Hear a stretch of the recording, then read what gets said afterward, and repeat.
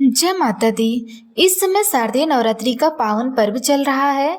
इन 9 दिनों में देवी के अलग अलग स्वरूपों की पूजा की जाती है। कलश स्थापना के साथ नवरात्रि व्रत की शुरुआत होती है, जो कि हवन और कन्या पूजन करने के बाद नवरात्रि व्रत के पारण के साथ समाप्ति हो जाती है। दोस्तों, नवरात्रि व्रत के पारण का विशेष महत्व है, लेकिन बहुत से लोग कंफ्यूज रहते हैं कि उन्हें नवरात्रि व्रत का पारण अष्टमी को करना चाहिए या नवमी को या फिर दशमी को करना चाहिए। उन्हें इस बात की सही जानकारी नहीं होती है, जिस कारण उन्हें नवरात्रि व्रत का पूर्ण फल प्राप्त नहीं होता है। तो इस वीडियो में मैं आपको बताऊंगी कि नवरात्रि व्रत का पारण किस दिन करना उत्तम होता है, व्रत पारण की सही तारीख क्या है और व्रत पारण करने का शुभ मुहूर्त क्या है।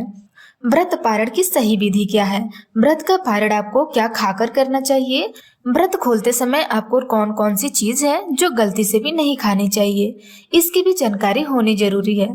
तो आइए शुरू करते हैं। अष्टमी, नवमी या फिर दशमी को आपको बता दें कि नवरात्रि का व्रत को लेकर अलग अलग जगह पर अपनी अपनी परंपरा है। कुछ लोग नवरात्रि व्रत का पारण अष्टमी तिथि में करते हैं, तो वहीं कुछ लोग नवमी तिथि में मां सिद्धिदात्री की पूजा करने के बाद हवन और कन्या पूजन करने के बाद नवरात्रि व्रत का पारण कर लेते हैं। लेकिन वहीं पे कुछ लोग दशमी के दिन भी व्रत का पारण करते हैं। तो सबसे पहले मैं आपको बता दूं कि नवरात्रि व्रत का पारण आप अपने कुल परंपरा के हिसाब से कर सकते हैं। अष्टमी, नवमी व दशमी तिथि को भी व्रत का पारण किया जा सकता है। इससे आपको व्रत का पूर्ण फल प्राप्त होता है, इसमें कोई भी शंका नहीं है। आपको बता दें कि शास्त्रों के अनुसार नवरात्रि व्रत का पारण के लिए नवमी तिथि के अस्त होने से पहले यानी नवमी तिथि समाप्त होने से पहले का समय सर्वश्रेष्ठ माना जाता है। साथ ही दशमी तिथि भी नवरात्रि व्रत का पारण के लिए उपयुक्त मानी गई है। और बात करें नवरात्रि व्रत पारण के शुभ मुहूर्त की, तो आपको बता दूं कि इस बार इस साल अष्टमी तिथि की शुरुआत 29 सितंबर शाम के 4:31 पर होगी और अष्टमी तिथि की समाप्ति 30 सितंबर शाम को 6:06 पर होगी। ऐसे में इस साल दुर्गाष्टमी का पर्व 30 सितंबर दिन मंगलवार को मनाया जाएगा। वहीं पे इस साल नवमी तिथि की शुरुआत 30 सितंबर शाम के समय 6:06 पर होगी और नवमी तिथि की समाप्ति 1 अक्टूबर शाम के 7:01 पर होगी। ऐसे में इस साल दुर्गा नवमी का पर्व 1 अक्टूबर दिन बुधवार को मनाया जाएगा और दशमी तिथि की शुरुआत 1 अक्टूबर शाम को 7:01 पर हो जाएगी और दशमी तिथि की समाप्ति 2 अक्टूबर शाम को 7:10 पर होगी। ऐसे में दशमी तिथि 2 अक्टूबर दिन गुरुवार को मनाया जाएगा। और अब बात करते हैं नवरात्रि व्रत के पारण के समय की। तो जिन लोगों ने सप्तमी के दिन व्रत रखा हो, तो वह लोग अष्टमी तिथि यानी 30 सितंबर को सूर्योदय के बाद हवन और कन्या पूजन करने के बाद नवरात्रि व्रत का पारण कर सकते हैं। और 30 सितंबर को सूर्योदय का समय सुबह 6:13 पर रहेगा और इसी दिन राहु काल का समय दोपहर के 3:09 से लेकर के दोपहर के 4:39 तक रहेगा।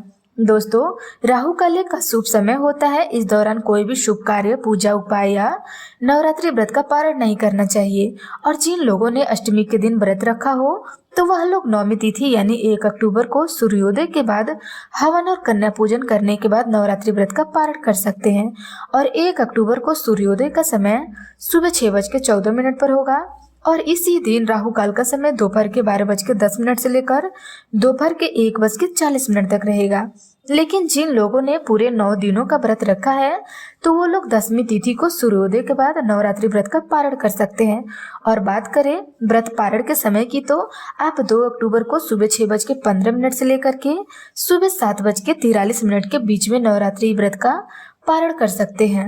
और इस दिन राहु काल का समय दोपहर के 1:39 से लेकर के दोपहर के 3:08 तक रहेगा। तो चलिए अब जानते हैं नवरात्रि पारण की विधि क्या है। तो अगर आप सप्तमी तिथि को व्रत करते हैं और अष्टमी को पारण करते हैं, तो आप अष्टमी के दिन सुबह जल्दी स्नान आदि करने के बाद मां महागौरी की पूजा करें। इसके बाद हवन और कन्या पूजन करें। और अगर आप नवमी के दिन व्रत का पारण करते हो, तो आप नवमी के दिन मां दुर्गा के नवे स्वरूप मां सिद्धिदात्री की पूजा करें। इसके बाद हवन और कन्या पूजन करें।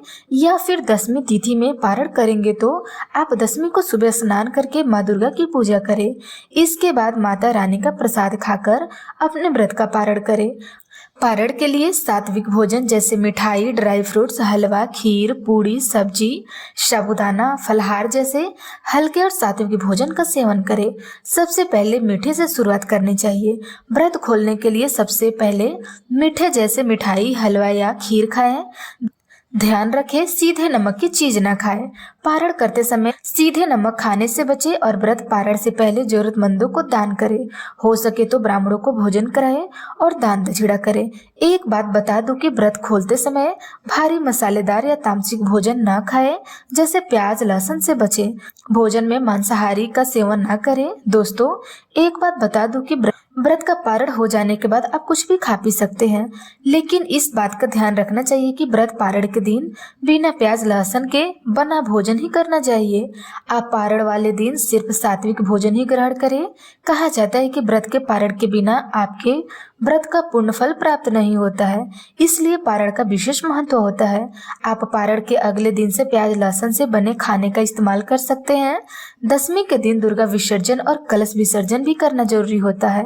पारण के बाद कलश के जल को आम के पत्ते से पूरे घर में छिड़काव करनी चाहिए। इस बात का ध्यान रखें कि जल छिड़कने की शुरुआत किचन से करें, क्योंकि यहाँ पर माँ अन्नपूर्णा के साथ माँ लक्ष्मी का वास होता है।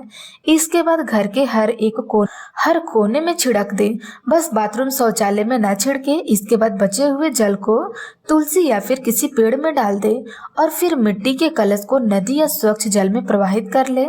कलश में रखे नारियल और अन्य पूजन सामग्री को भी जल में प्रवाहित कर देना चाहिए।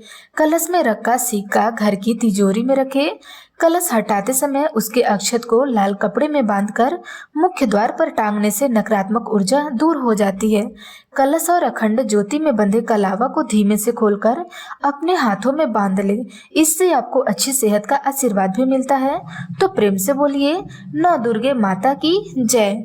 आपको हमारी वीडियो कैसी लगी कमेंट सेक्शन में अवश्य बताइएगा। धन्यवाद।